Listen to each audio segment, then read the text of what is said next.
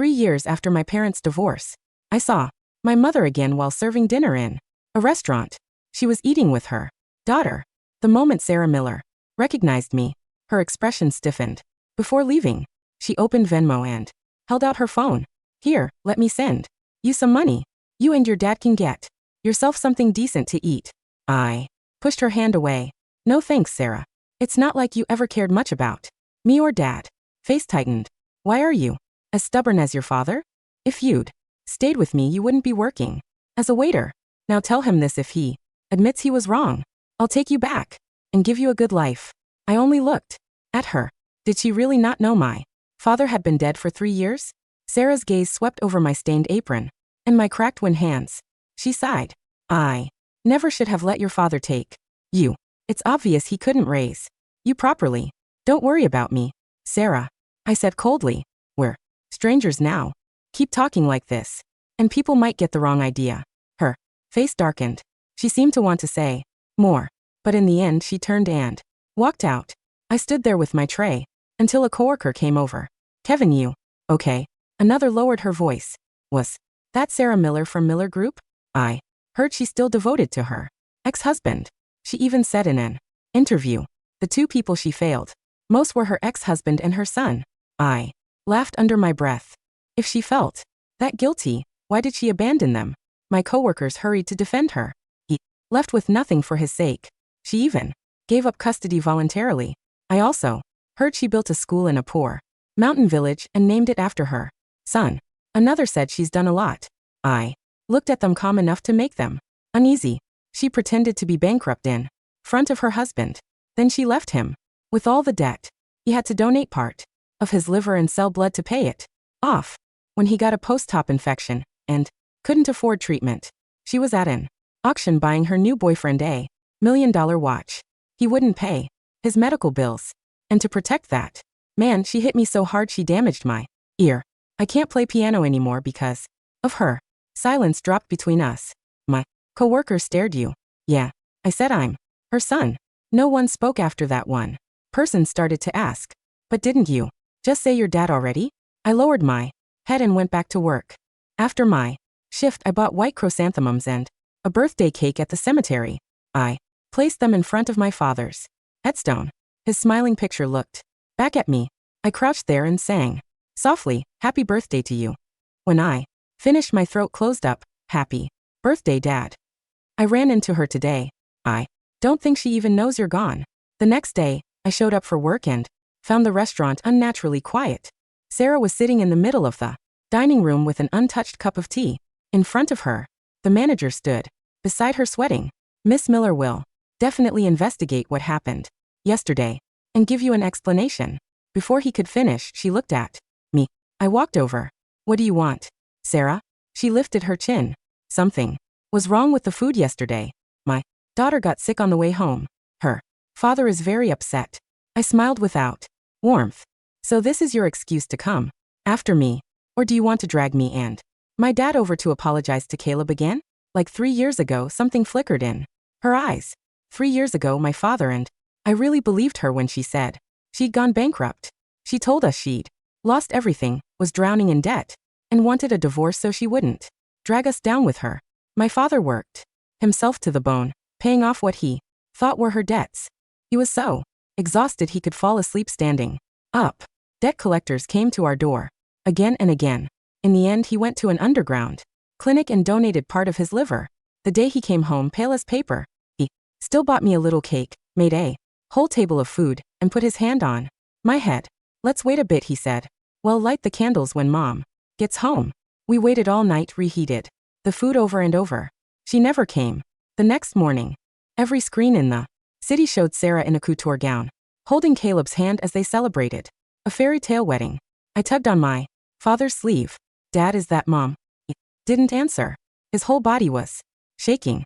Took me straight to the wedding. When he burst in, the entire room went silent. His eyes were bloodshot. Didn't you say you were broke? You lied to me. I'm your husband. Why are you marrying someone else? His voice broke. Caleb turned pale and clung to Sarah. Sarah, is he telling the truth? She soothed him, then looked at us as if we were filth security. Get these lunatics out the room. erupted, showing up with a kid and trying to marry into money. Everyone knows Sarah's devoted to Caleb. Later, she came to us with gifts and excuses. She said the fake bankruptcy had only been a test of my father's love. She said Caleb was terminally ill and she was only granting his dying wish. Just be patient a little longer. He said once he's gone I'll bring you and Kevin back. I'll make it up to you. My father cried so hard he could barely stand. He shoved her away. You knew I donated part of my liver to pay your debts. You knew your own son couldn't afford school. Sarah, how could you do this? I still remember the look in his eyes. I remember my worn out shoes and how I told him I wanted to save mom money. For 1 second she looked guilty. Then the door banged open. Caleb stood there pale and trembling. Sarah, why is he here? Her expression changed instantly. She pushed my father away and ran to him. Don't misunderstand. He's just a crazy man who wanted to leave me alone. Then she turned back, disgust clear on her face. You scared Caleb. Apologize now. That night, her guards forced my father to kneel outside the door. I knelt beside him. Snow fell harder and harder while they celebrated inside. Don't make a scene, Sarah said, dragging me back to the present. I looked at her across the restaurant. She still didn't know my father had died because of her. When I didn't answer, her impatience showed. This is your father's fault. Raised you with no manners. He's old enough to know better, but he's still as unreasonable as ever. I nearly laughed. Unreasonable. Dad and I haven't gone near you for 3 years. We've been living our own lives. Is that too much for you? What do you know about what happened between adults? She said sharply. You were just a child. I know enough. Do you? Does Caleb? Her voice went colder. When your father divorced me, did he think about you? He only cared about his own feelings. If you hadn't been so stubborn, you wouldn't be living like this. How dare you? I said. You're the one who threw us out. She ignored that. Caleb's health is fragile. He can't handle stress. Asking you to move out was for everyone's good, and he felt bad about the places I used to live. So he wanted to stay in them with me. For a second, I couldn't feel my hands. So everything my father and I suffered had become some romantic game to them. My voice shook so if Dad and I slept under bridges and on park benches, that was just our bad luck. She said nothing. Do you even know why my ear is damaged? I asked. Do you know how we lived after the divorce? The day they drove us out, I fought back. She slapped me to the ground so hard. My ear started bleeding. My father rushed me to the hospital after that.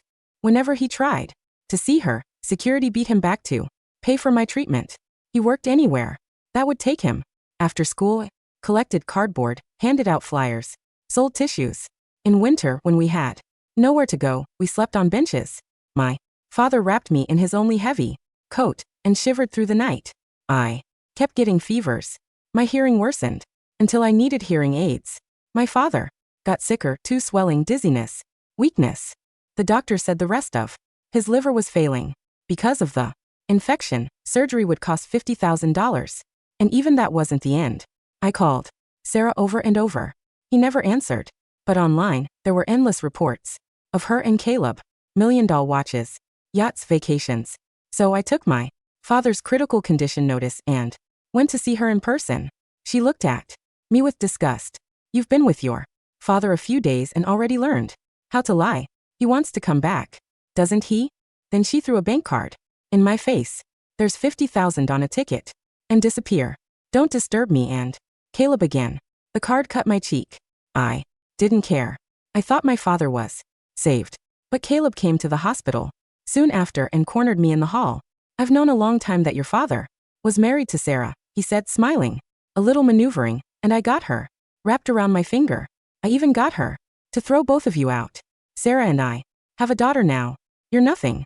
Keep causing trouble, and I'll make sure your father dies in this hospital.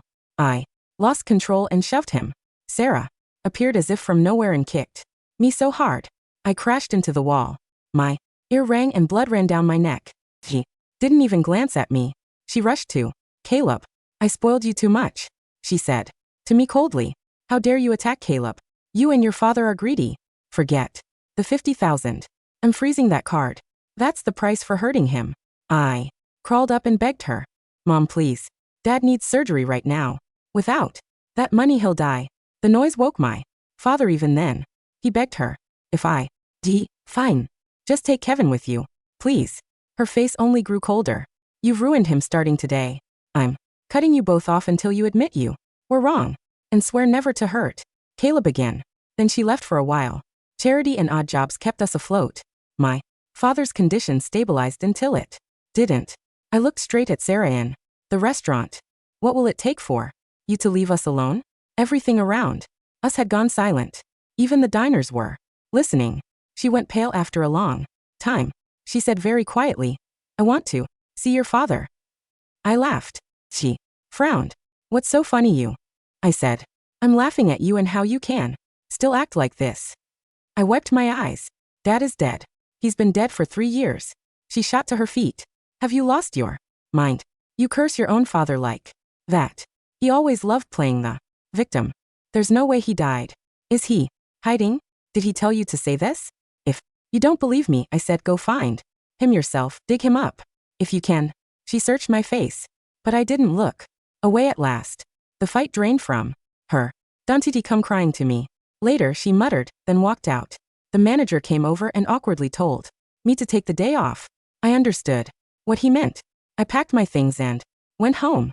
The moment I opened my apartment door, I saw my father's portrait on the side table beside a vase of white chrysanthemums. I touched the glass and finally broke. Dad, if I'd made more money, would you still be alive? I sank to the floor holding the frame. And the memories from those final days came back all at once. The doctor had told us surgery could save him if we paid $50,000 first. That was our last chance. I did everything I could to get the money. One night, while I was selling flowers at a night market, Sarah's car passed by. I know she saw me. She didn't get out. She only sent her assistant to buy all my flowers. For one stupid moment, I thought maybe she'd softened. The next morning, Caleb stormed into the hospital and slapped me in front of everyone. Shameless, he said loudly. Your father stole my woman and now you're trying pity too. Called my father a homewrecker. Called me a bastard. Everyone stared. I screamed back. You're the homewrecker. Caleb smiled and held up 2 marriage certificates. Your father's was fake. These are real. I'm Sarah's legal husband. I lunged to look closer. He suddenly screamed and threw himself down the stairs. Sarah, help. Your son is trying to kill me. And there she was. Again. Her kick sent me tumbling down the steps. My ears rang so hard it felt like they would split open, but she never looked at me. He picked Caleb up and ran for the emergency room. I grabbed that bank card off the floor, like it was the last thing keeping my father alive. Right before the surgery, the nurse checked it and said, there's no money on this card. My mind went blank. I don't remember walking back to the ward. My father was so weak he could barely hold my hand, but he still smiled. He touched my face and told me not to be afraid. He said when he got better, he'd take me abroad far away from all of it. Promised he'd spend every birthday with me. I was crying so hard I could barely speak. I won't let you die, Dad. I'll get the money. I swear. I even went to the black market and signed papers to sell my organs. When I came back, doctors and nurses were crowded outside his room. I pushed through. He was lying there still not breathing. That was 3 years ago. For 3 years, I've carried his photo everywhere. And now Sarah wanted to see him. I clutched the portrait to my chest and sobbed until I couldn't breathe. Dad, I miss you so much. I'm taking you away. I won't let her find you. I don't know how long. I cried. Then I heard a key turn in the lock. My head snapped up. Sarah stood in the doorway. Her eyes moved from me to my father's portrait and the white chrysanthemums beside it. All the color drained from her face. The key hovered in the lock, still warm from Sarah's fingers. The silence inside the small, damp apartment was so thick it felt heavy, smelling faintly of cheap laundry detergent and the sharp herbal bitterness of the white chrysanthemums. Sarah's gaze did not slide. It locked onto the side table. The portrait of my father, taken years ago when his hair was still dark and his face lacked the hollow gray exhaustion of his final days, stared back at her. Next to it, the petals of the flowers were already beginning to brown at the edges. Kevin. Her voice was barely a breath, stripped of the sharp authority she had used in the restaurant only an hour before. What is this? I didn't stand up. My knees remained pressed against the cold, peeling linoleum of the floor. My arms stayed wrapped tightly around the spare frame I had been holding against my chest. Get out, I said. My voice was raspy, dry from crying. She took a step forward, her expensive leather heels clicking softly against the floor. The sound was an intrusion. It didn't belong in this room, where the only regular sounds were the hum of a leaking refrigerator and the static of my cheap hearing aid. Whose portrait is that? She asked. Her hand trembled as she reached out toward the table, her fingers stopping inches from the glass. Why is his picture there? Where is he, Kevin? Stop playing these games. I told you if he wants to see me, he doesn't need to use these sick. I said get out. I finally looked up. The light from the single bulb overhead hit her face. For the first time in 3 years, I saw cracks in her carefully maintained porcelain facade. Her eyes were wide, darting from the photograph to the dust on the table, to the tiny, chipped ceramic urn that sat just behind the frame, the cheapest one the municipal crematorium offered. This isn't funny, she whispered. Her voice rose, gaining a frantic, jagged edge. He's hiding. He's always been like this. He wants to make me feel guilty. He wants me to think he's gone so I'll give him money. Isn't that it? He's always used you to get to me. I let out a sound that was half laugh, half sob. I stood up slowly, my joints aching from the dampness of the room. I walked over to the dresser, my hand reaching into the top drawer. I didn't look at her as I pulled out a thin plastic folder. Inside was a single sheet of paper, creased and yellowed at the edges from how many times I had folded and unfolded it. I threw it onto the table, landing right beside the chrysanthemums. Read it, I said, my voice dead. Sarah looked at the paper. She didn't want to touch it. Her hands remained curled near her chest, but her eyes slid down to the bold print at the top. Certificate of death. Her eyes moved rapidly across the lines. Name Arthur Chun. Date of death. October 14th. Cause of death. Acute liver failure, secondary to post-operative infection and systemic sepsis. Place of death. Municipal General Hospital. Ward 4. No, she said, her head shaking instantly. No, this is fake. You bought this. You can buy anything on the street. Your father, he was fine. He was always strong. He survived the surgery. I gave him the card. I gave you the card with 50,000. You froze the card, I said. The words came out without anger now, just a cold, heavy truth. The nurse swiped it at the counter while the surgeons were preparing the room. She told me there was a hold on the account. I called you 30 times in 10 minutes. Your assistant answered once. She said you were at Caleb's daughter's birthday party and had specifically requested not to be disturbed by creditors. Sarah's face drained of what little color it had left. I froze it. Because Caleb said you threw him down the stairs. He was bleeding. Kevin. His doctors said he could have died from the shock. I had to protect him. I thought your father was just using the money to gamble or to buy a passage out of the city. I didn't think. You didn't think he was dying. I finished for her. Because you chose not to. It was easier to believe Caleb. I stepped closer to her, pointing at the portrait. Look at him, Sarah. Look at the man who gave up half his liver so the debt collectors wouldn't break your legs when you told him you were bankrupt. He didn't even hesitate. He signed the papers in 20 minutes because he thought he was saving his wife. I was trying to protect the assets, she cried out, her hands finally dropping to her sides, fists clenched. The company was under investigation. If I hadn't transferred the shares to Caleb's holding firm and declared personal bankruptcy, the creditors would have taken everything. I did it for us. I did it so we would have a future. And then you married Caleb, I said softly. Because I had to. She took a step toward me, her eyes pleading, desperate for me to understand her logic. The shares were in his name. He had the leverage. If I didn't marry him, he would have taken the entire Miller Group and left me with nothing. I had to play along. I told Arthur. I told him to just wait for me. Why couldn't he just wait? He waited, I said, pointing toward the floor. He waited in a room that smelled like damp earth. He waited while his skin turned yellow from the toxins. His liver couldn't filter anymore.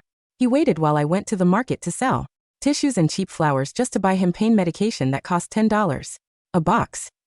I took off my apron and threw it onto the chair. He died waiting, Sarah. And his last words weren't about you. He looked at me and he said, I'm sorry I couldn't get you that piano, Kevin.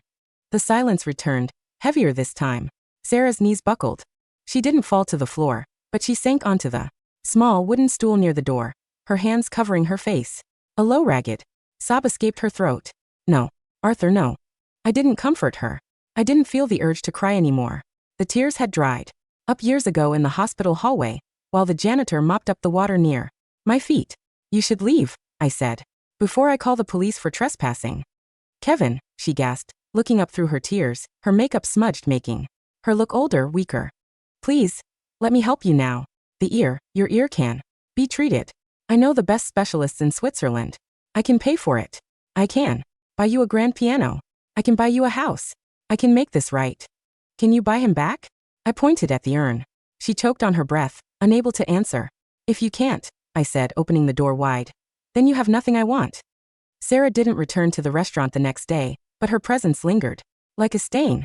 The manager, a man who usually spent his days shouting at the kitchen staff, treated me with an agonizing, tiptoeing politeness. He offered me a promotion to shift supervisor. He told me I didn't have to wear the stained apron anymore. Miss Miller's office called, he whispered, leaning over the counter while I was wiping down the tables. They asked if you wanted to take a paid leave of absence. 6 months, fully compensated. You don't have to work, Kevin. Just think about it. No thank you, I said, my voice flat. I need the hours. I knew what she was doing. She was trying to buy her way out of the guilt.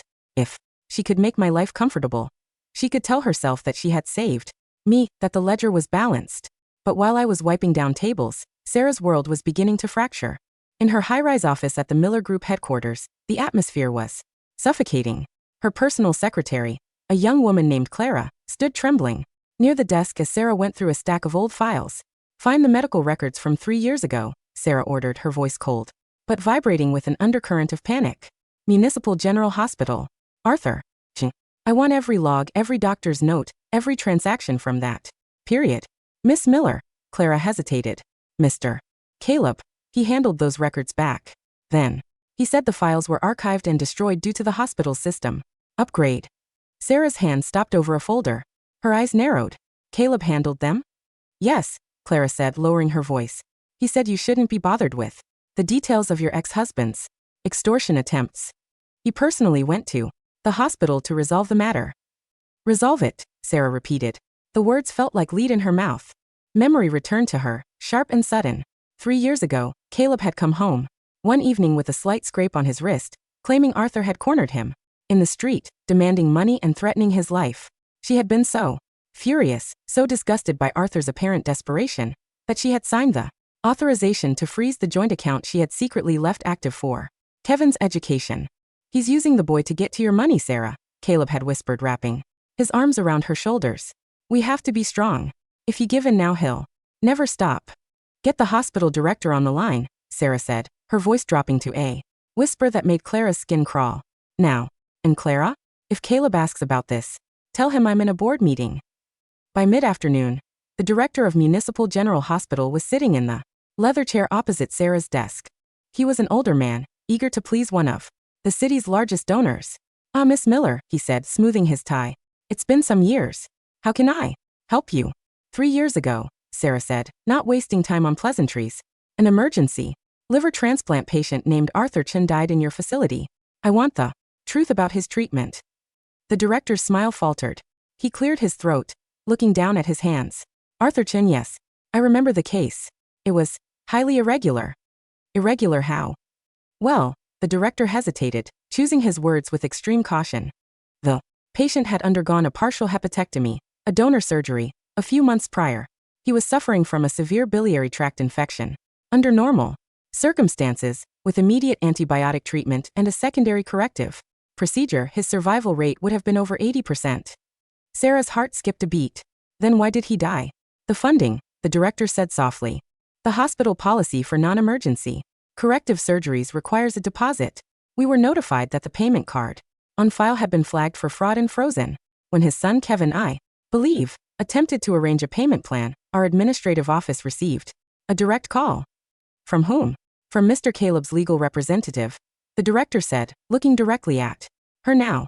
We were told that the Miller Group would withdraw its annual medical equipment grant if we extended any charity care or payment extensions to Arthur Chen. We were told that he was a fraudulent claimant trying to extort your family. Sarah felt the air leave her lungs. The room seemed to tilt.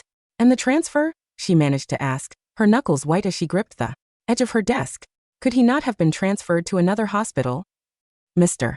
Caleb's representative had him blacklisted from the municipal transfer registry under the guise of active litigation over the unpaid bills, the director said, his voice dropping. By the time the son gathered the cash, which I understand he did through some extreme personal measures, it was too late. The infection had gone septic. We couldn't save him. Extreme measures, Sarah whispered.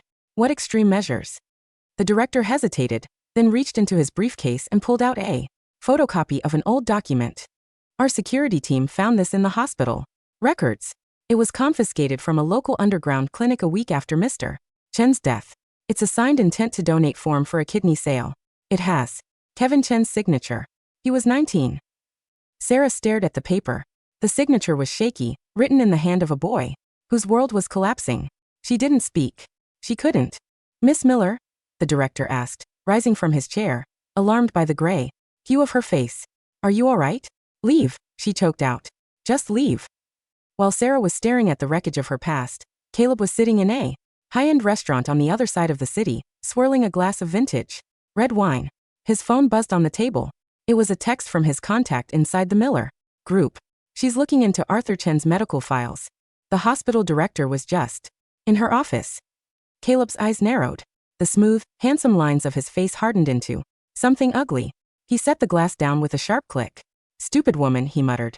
For 3 years he had kept her perfectly contained. He had played the fragile, doting husband, using his supposed terminal illness, which had miraculously gone into permanent remission after their marriage, to keep her bound to him. He had used her guilt over her broken family to slowly funnel assets from the Miller Group into his own private accounts. He had thought Arthur and Kevin were gone for good, buried in some forgotten corner of the city's slums. I should have finished it back then, he murmured, his fingers tapping against the polished wood of the table. He picked up his phone and dialed a number. Get the car, he said when the call connected. And find out where the kid is. Working. It's time we had a talk. The dinner shift was winding down when the black sedan pulled up to the curb outside the restaurant. I was carrying a stack of dirty plates to the kitchen when the door opened, and the bell chimed. The restaurant was nearly empty, save for a young couple in the corner. Caleb walked in. He didn't wear the mask of the fragile, sickly husband now. He wore a bespoke gray suit, his hair perfectly styled, his posture straight and arrogant. Looked around the modest dining room with a look of profound amusement. So, he said, his voice carrying easily in the quiet room, this is where the prodigal son ended up. Smells like cheap grease and regret. The manager immediately stepped forward, his face pale. Sir, we're closing. Leave us, Caleb said, not even looking at him. He threw a stack of $100 bills onto the counter. Go buy yourself a drink. I need to speak with the waiter. The manager looked at the money, then at me.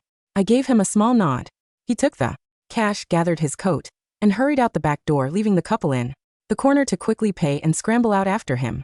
Now it was just Caleb and me. You're looking well, Kevin, Caleb said, walking over to a table and pulling out a chair. He sat down, crossing his legs. Though I see you're still wearing that rather pathetic hearing aid. Didn't your mother offer to buy you a better one? She's very generous when she's feeling guilty. I didn't answer. I set the plates down on a nearby table and stood there, my hands resting on the back of a chair.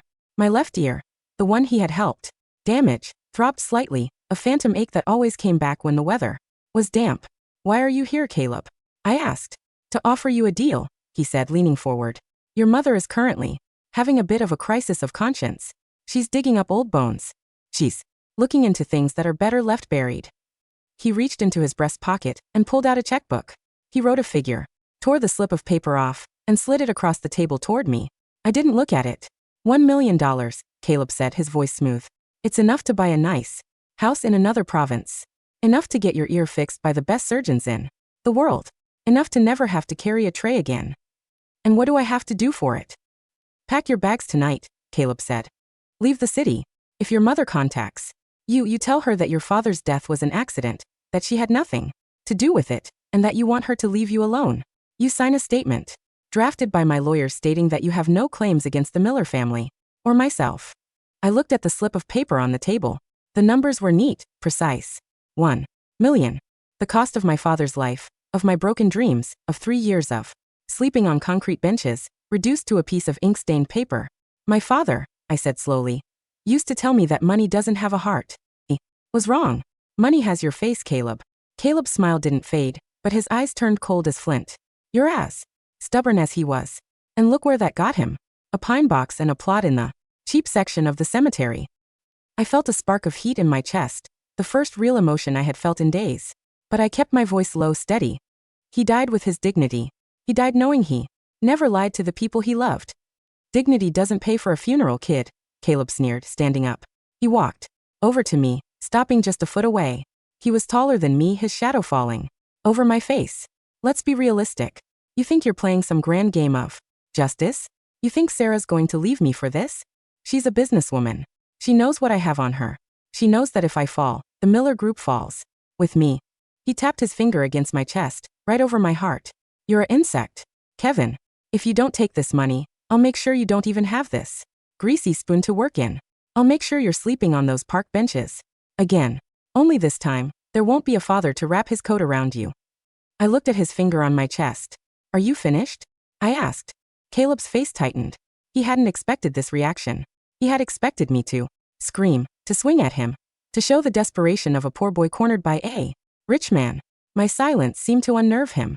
Think about the offer, he said, stepping back and straightening his cuffs. You have 24 hours. After that, the offer is off the table, and the alternative. Well, you already know how creative I can get. He turned and walked toward the door. Caleb, I called out. He paused, his hand on the door handle, looking back over his shoulder with a smug grin. Decided already? My father used to say one more thing, I said, looking him dead in the eye. When you build a house on a foundation of sand, you shouldn't be surprised when the tide comes in. Caleb's grin vanished. He glared at me for a long second, then pushed the door open and stepped out into the rain. The tide came in faster than Caleb expected. The next morning, the board of directors of the Miller Group was called to an emergency meeting. The notice had been sent out at 2 a.m., signed by Sarah Miller herself. When Caleb arrived, the atmosphere in the boardroom was icy. The other board members, men and women who had previously smiled and bowed to him, were sitting in silence, their eyes fixed on the papers in front of them. Sarah sat at the head of the long mahogany table. She looked as though she hadn't slept in days. Her eyes were sunken, her face pale, but there was a cold, hard focus in her gaze that Caleb hadn't seen in years. Sarah, Caleb said, taking his seat beside her with an easy, practiced smile. What's this about? An emergency meeting at 9 on a Tuesday? Surely whatever it is could have waited. Shut up, Caleb, she said. The room went dead silent. Caleb's smile faltered. Excuse me. Sarah didn't look at him. She slid a thick folder across the table toward the center. Clara, distribute the documents. Her secretary stepped forward, placing a packet of papers in front of each board member. Over the past 48 hours, Sarah said, her voice clear and carrying through the room, I have conducted an internal audit of our corporate holdings, specifically focusing on the asset transfers made during our restructuring 3 years ago. Caleb's hand tightened around his pen. I have discovered, Sarah continued, that the personal bankruptcy filing I made was based on fraudulent debt ledgers that were compiled and presented to me by my legal counsel at the time, who was under the direct employ of Caleb. Sarah, this is ridiculous, Caleb said, his voice rising, trying to regain control of the room. We did that to save the company. The board approved the restructuring. The board approved a legitimate restructuring, Sarah countered finally, turning her head to look at him. Her eyes were filled with a deep, boiling hatred. They did not approve the systematic siphoning of $50 million of corporate liquid assets into an offshore shell company registered in your daughter's name. They did not approve the forgery of my signature on the transfer of the Northern District development rights. She threw a tablet onto the table. It showed a video file, a recording from the security camera of Municipal General Hospital from 3 years ago. It showed Caleb standing in the administrator's office, shouting at a doctor, his face twisted in anger. The audio was clear. If Arthurton receives so much as a bottle of aspirin from this hospital, I will personally pull the funding for your new wing. Let him die. Let him see what happens when he tries to touch what's mine. The board members gasped. Several of them looked away from the screen, their faces filled with disgust. Sarah, Caleb whispered, his voice shaking now, the mask of the doting husband completely shattered. You're destroying us. If this goes public, the stock price will plummet. The company will go under. Let it, Sarah said. The words were quiet, but they had the force of a hammer blow. I built this company from nothing. I can watch it burn if it means I take you down with me. She stood up, looking down at him. The police have already been notified. The fraud unit is outside the building. You have 10 minutes to gather your personal belongings before security escorts you out. Caleb stared at her, his face turning a sickly shade of gray. He looked around the table, but every single board member looked away, refusing to meet his eye. You're crazy, Caleb hissed, his voice trembling. You're doing this for that brat? For the kid who works as a waiter? He hates you, Sarah. He will never forgive you. I know, Sarah said, her voice breaking slightly, but her gaze remaining steady. But this isn't for him to forgive me. This is for me to face what I am. The news broke by noon. The screens in the subway stations, the newsstands, the online portals. Everywhere I looked, the headline was the same.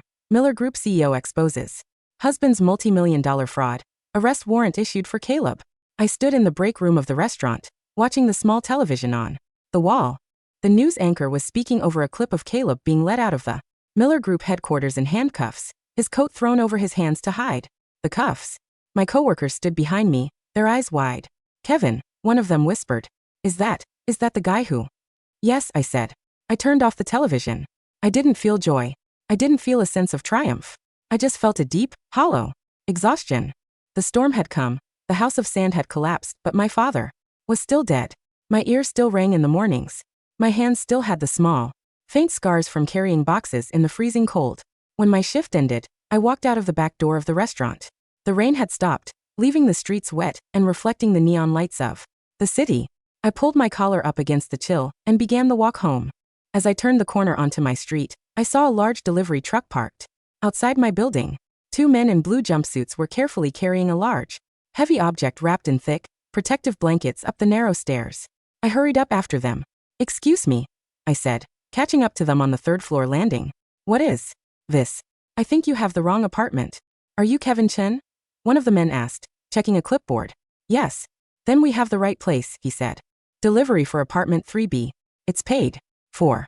They pushed past me, maneuvering the heavy object through my narrow doorway. I followed them, my heart beating fast. They set it down in the center of my small living room, right where my father's portrait stood on the side table. With practice movements, they pulled off the blankets. It was a piano. Not just any piano. It was a Steinway Grand, its black lacquer body polished to a mirror shine, reflecting the single, yellow light bulb of my ceiling. It was beautiful, an instrument that belonged in a concert hall, not in this drafty, 500-square-foot apartment. On the music stand lay a small, white envelope. I walked over to it, my hands trembling. I opened the envelope and pulled out a card. Kevin. The handwriting was elegant, but shaky. I know this cannot replace what you lost. I know it cannot heal your ear, or bring back the years we spent apart. But your father once told me that when you played, you looked like you were flying. I wanted to give you your wings back. The apartment building has been bought in your name. You will never have to worry about rent again. The best specialists in Zurich are waiting for your call. Everything is paid for. Please, let me do this. Sarah. I stared at the piano. I reached out, my fingers hovering over the keys. I pressed a single note, middle C. The sound was rich, pure, vibrating through the small room, filling every corner, silencing the hum of the refrigerator. It was the most beautiful sound I had heard in 3 years. But as the note faded, the silence returned. And in that silence, I looked at my father's portrait. I saw him sitting on the edge of my bed, his hands rough and callous from working in the warehouse, his smile tired but warm as he watched me practice on a cheap plastic keyboard we had found in a dumpster. You're going to play in the big halls one day, Kev, he had said. And I'll be in the front row, wearing a fancy suit. He would never sit in the front row. I closed the lid of the piano. I walked over to the table, picked up the key to the apartment, the property deed that had been left under the card, and the medical referral papers. I put them back into the envelope. I found Sarah at the municipal cemetery. It was a gray, overcast afternoon. The wind was cold, blowing dry leaves across the gravel paths. She was standing in front of my father's grave. She had replaced my cheap white chrysanthemums with a massive wreath of fresh, white lilies. She was wearing a simple black coat, her hair tied back, looking smaller and thinner than she had when she stood in her boardroom. I walked up quietly, my footsteps muffled by the grass. She didn't turn around immediately, but she must have heard me. I didn't know he was here, she said, her voice barely louder than the wind. I had to ask the city archives for the plot number. They told me he was buried in the public section because there was no one to pay for a private plot. I paid for it, I said. I saved for 6 months to get him this headstone. She looked at the stone. It was simple, bearing only his name and the dates of his birth and death. He deserved better, she whispered. We all deserved better, I said. I stepped forward and held out the white envelope. Sarah looked at it, her eyes filling with tears. You're returning it. The piano is beautiful, I said. But I can't play it. My left ear, the nerve. Damage is permanent. The doctor in Zurich wouldn't be able to fix it. And even if he could, every time I pressed a key, I would hear the sound of the security guards pushing my father into the snow. I placed the envelope on the flat stone at the base of the grave. And the apartment? She asked, her voice cracking. The deed? Kevin, you can't keep living like that. You're my son.